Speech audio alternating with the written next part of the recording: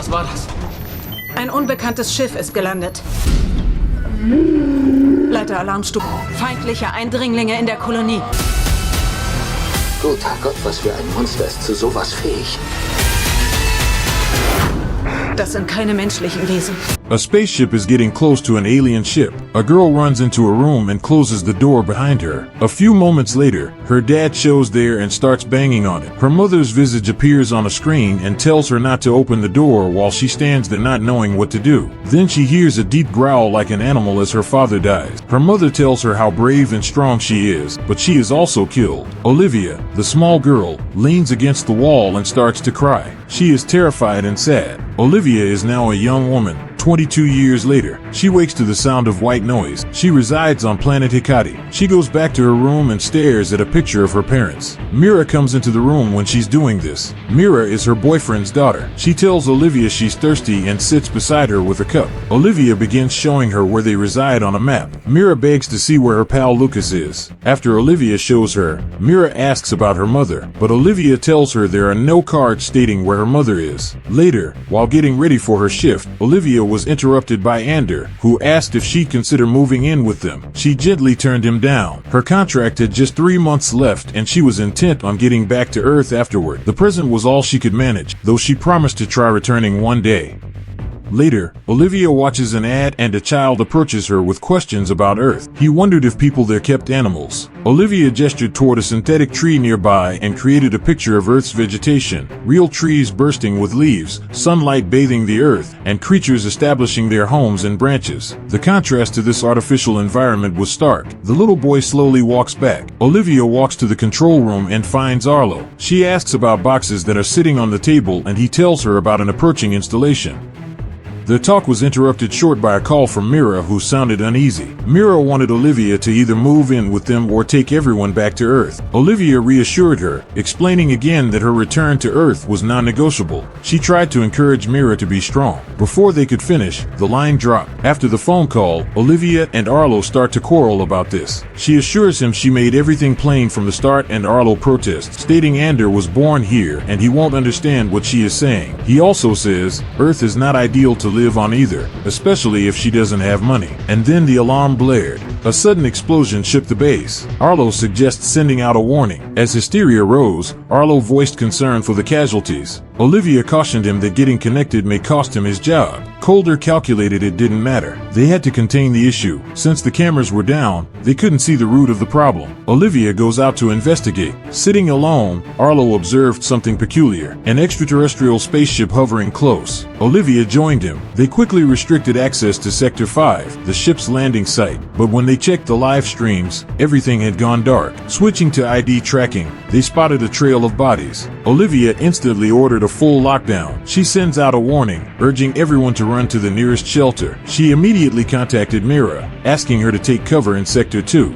Not long after, Ander called. She alerted him of the attack and told him to head to safety in the same sector. Despite the security gate being almost impenetrable, the assailants managed to break through from Sector 5. Olivia and Arlo were stunned. No human could have pulled that off. Olivia said what they were both thinking. These things weren't human. She announced new instructions. People in Sectors 1 through 3 were to run to Shelter 2. Those in 4 and 5 were to evaluate to Shelter 1. Everyone had to stay hidden until further notice. Jorge, however, had other intentions. He wanted to mount a defense. Arlo, recognizing the assailants weren't human and that Jorge's party had no weapons, suggested withdrawal. Olivia paused. Maybe a battle could delay the enemy and give others time to escape. Jorge refused to back down. With no other choice, Arlo starts directing him. The consequence was fast and severe. He and his crew didn't stand a chance. Back at the control room, Arlo pleaded with Olivia to let more people in. She refused, bound by protocol. When he tried to force the door, she locked him out using the system. Then followed a noise, inhuman and blood-curdling. Both of them froze. Soon after, calls for aid reverberated from outside. The screams faded one by one until silence returned. They go back to work, and Arlo sees that everyone in the fire department is dead. Olivia acts fast. She advises closing all the shelters. Arlo warns her there are people outside, but she thinks it is better to save some than to lose all. She orders Arlo to secure the gate at Shelter 1 as she locks down Shelter 2, watching as Maya finally reaches safety. Arlo hesitates. His parents haven't arrived. That moment of waiting costs them dearly. The delay causes a bottleneck. The door won't shut.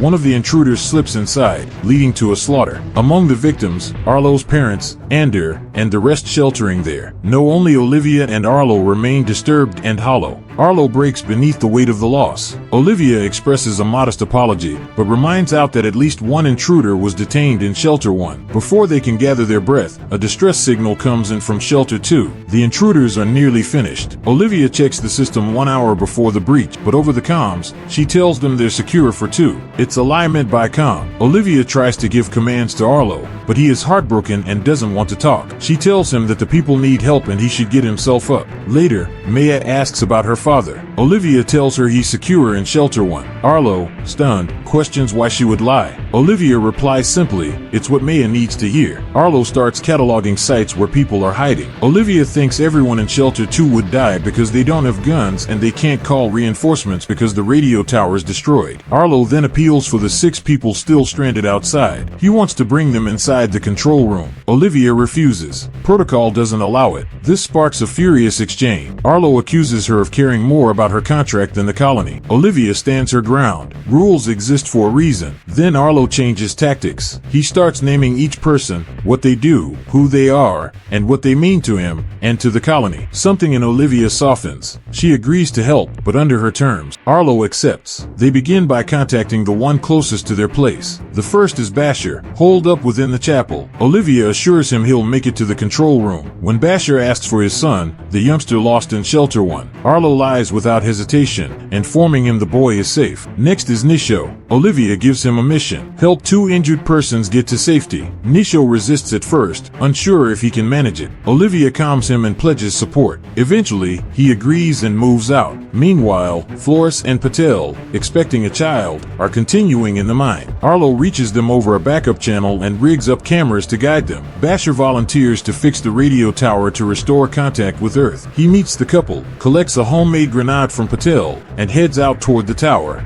While Basher moves, Olivia guides Flores to the control room. Patel stays behind, preparing more explosives in case the intruders penetrate again. Nisho finds the injured Camo and Lupe. Their condition is worse than expected. They won't survive the trip. Olivia instructs Nisho to stay with them and wait. But then the unthinkable happens. An intruder heads straight for Basher. Olivia has no decent option. She orders Nisho to leave the injured behind and run, drawing the creature away. The plan works. Nisho lures the intruder off route, killing himself so Bashir can continue the climb. Bashir reaches the tower. Flores makes it to the control room where Olivia opens the door and allows her in. Olivia tries to explain to Arlo that leadership sometimes involves hard choices, but Arlo doesn't want to hear it. He tells her about a past occurrence where individuals in the control room saved a lot of lives. He also wanted to be like that to protect others, not exploit them as bait. He tells her that he at least can die with his family, but she will be the one point on the screen because she doesn't have anyone. Olivia says nothing. She walks away shaken and finds herself in another room where Flores sits, flipping through her reports. Flores glances up and asks about the Shelter 1 incident. She asked about Arlo's error, but Olivia stays silent. Elsewhere at the tower, Basher contacts them again doing the repairs. He communicates with Olivia over comms. He asks if she's ever been through anything like this. She admits this is new professionally, but not personally. She lost both parents in a space accident when she was 16. She grew up in an orphanage. She signed a confidentiality agreement and in return received shelter and training. Once Basher repairs the radio tower, Olivia contacts headquarters, begging for support. The response crushes her. Multiple colonies are under attack. No help is coming. Not yet. They're told to manage with local resources. The earliest reinforcements 17 hours over. Shortly after, Basher spots an intruder approaching. Knowing there's no way out, he throws the grenade Patel provided him. The blast takes them both. Back at the shelter, Maya spots a strange yellow glow developing near the door. Olivia tells her to step back and promises aid is on its way. Meanwhile, Patel calls in with a cold calculation. Only 3 people can survive aboard the Renaissance ship due to oxygen constraints. 4 would barely last 13 hours. Flores advises leaving Arlo behind. A tense argument breaks out. Patel and Flores back the plan. Olivia stands firm. Arlo risked everything for them. Flores doesn't wait for a vote. She attacks Arlo to stop him from interfering. Olivia set a timer to free the intruder still trapped in Shelter 1. The resulting cacophony would lead it straight to Battelle.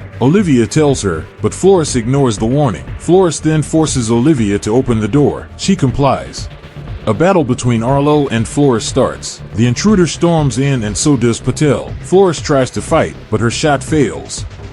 The thing kills her. Patel follows, armed with another explosive, but he too falls. Olivia locks herself in an adjacent room with the explosive and braces for what's next. The intruder breaks through just before it's going to kill her. Arlo, still bleeding, returns and starts fire. Distracted, the creature turns toward him. Olivia grabs the bomb and throws it. The blast smashes through the room, killing the creature. They barely have time to recuperate. Olivia tries to tend to Arlo's wounds, but he was badly injured. He made her pledge that she would save everyone. As they talk, another invader appears. Olivia keeps quiet, using white noise to calm herself, and finds it throws the creature off, but the alien quickly smashes the device. Knowing they're out of time, Arlo instructs her to go and save whoever is left. Then he goes forward, sacrificing himself to buy her that chance. Olivia survives, but she carries the weight of his choice. Wounded, she limps to the hangar. Another invader appears, attacking her before she can reach safety. With the last of her strength, she fights back, wrestles free, and detonates the final explosion. The thing gets blown apart. Olivia lives barely. As Olivia is about to escape, something stops her. Memories of Ander and Maya. Then the commitment she made to Arlo. She turns around. Then Maya calls. Olivia answers with firm resolve. She promises to find her to show her that there's still wonder out there. Other worlds and new starts. Then she moves for shelter too. Once inside, Olivia uses white noise to disorient the invaders, sneaking between them to plant the final set of explosives. She's nearly out when her comms light up. Headquarters is finally sending help, but the noise lures one of the creatures toward her. It lunges. Olivia almost manages to explode the charge in time. The blast rattles the entire shelter. Moments later, the rescue squad arrives, guiding the survivors to the evacuation ship. As Maya boards, she asks about Shelter 1 and is told no one survived. She falls back into the dust and debris looking. On the ground, she finds a photograph, an old fading image of Olivia as a youngster. She tells a man from the rescue crew that Olivia must be near here. They start seeking for her together. Olivia. Nearby, something moves. It's Olivia, broken, battered, but breathing. Mira calls her name through tears. Olivia stirs, eyelids flickering awake. They lock eyes. Without words, they pull each other close, clinging on as if nothing else matters. A medical team is called to save Olivia. The ordeal finally. Subscribe to watch more videos like this. Leave a comment about your favorite movie, and we will make it next. Thanks for watching.